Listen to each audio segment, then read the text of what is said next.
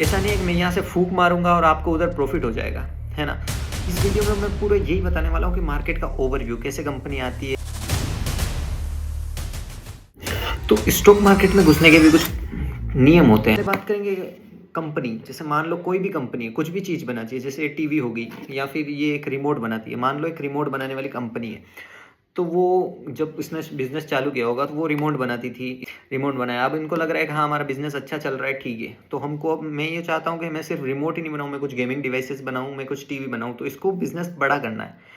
तो बिजनेस बड़ा करने के लिए इनको ज़रूरत होती है पैसों की।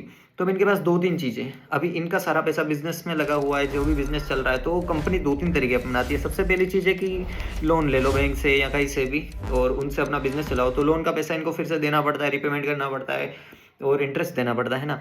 दूसरी चीज़ होती है कि अपने जो कुछ भी है, प्रॉपर्टी है जो कंपनी की, उसको गिरवे रखो, उसके गिरवे रख के लोन लो, ऐसा।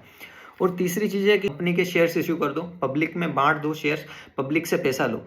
तो उनको हमने पैसा के बदले शेयर दे दिया और हमको उसका कोई रीपेमेंट नहीं करना होता है ना। फिर वो ट्रेड मार्केट में होता रहता है शेयर्स का। तो सबसे पहले अगर जैसे ये रिमोट की कंपनी है, अब इसका सब कुछ अच्छा चल रहा है ना। तो जब इस कंपनी को एक्सपेंड करना होता है तो फिर ये एक अपना जो सबसे बेस्ट तरीका है इक्विटी का, तो वो इक्विटी शेयर्स के रूप में एक आईपीओ लेके आती है। आईपीओ में कंपनी सेबी को एक फाइल ड्राफ्ट करती है, SEBI security exchange board of India, जो कि पूरे इंडिया के मार्केट को रेगुलेट करती है और जितनी भी सिक्योरिटीज़ है, धन संपत्ति, तो इनका सबका ध्यान रखती है वो। तो उसके अंदर एक फाइल ड्राफ्ट करती है कि हमको आईपीओ लेके आना है और ये हमारे प्राइस बैंड रहेगा, इस प्राइस में हम इतने शेयर देंगे एक लॉट में, है ना। तो फिर सेबी इसको अप्रूव करता है, फिर ये मार्केट में आ जाती है कंपनी। तो साथ में ये इसके ये प्लान्स भी बताती है कि हम ये करने के लिए हमको पैसा चाहिए, अब इसको एक्सपेंड करना है, इसको नई नई चीज़ें बनानी है, तो इसको पैसा चाहिए।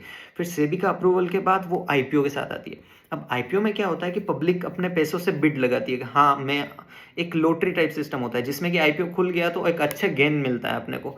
अगर कंपनी में पोटेंशियल होता है तो उसमें अपने को अच्छा गेन मिलता है। तो फिर आईपीओ आने के बाद लोगों के पास शेयर आ जाते हैं, कंपनी के पास पैसा आ जाता है, फिर कुछ 3-4 दिनों का प्रोसेस होता है, तो उसके बाद फिर आईपीओ मार्केट में लिस्ट होता है। तो लिस्ट कहाँ होता है? इंडियन में दो स्टॉक एक्सचेंज है, एक है एनएससी, एक है BSc. NSC national stock exchange और बीएससी बॉम्बे स्टॉक एक्सचेंज।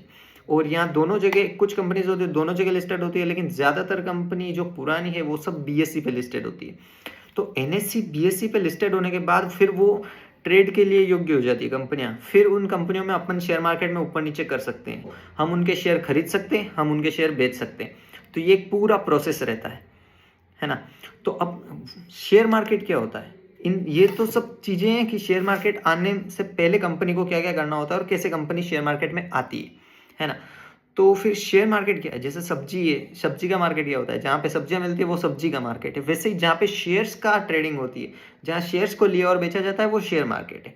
अब इंडिया में शेयर मार्केट को सेबी रेगुलेट करता है, security exchange board of India, again, है ना।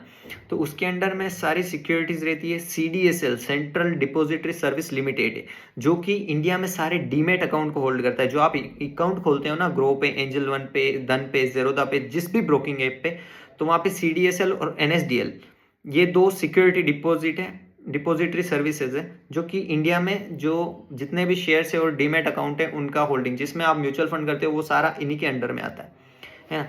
आपको किस चीज़ पे वीडियो चाहिए, आप इस पे बस एक कमेंट ही करना है ना। फिर उसके ऊपर मैं एक डिटेल अच्छा सा वीडियो बना दूंगा।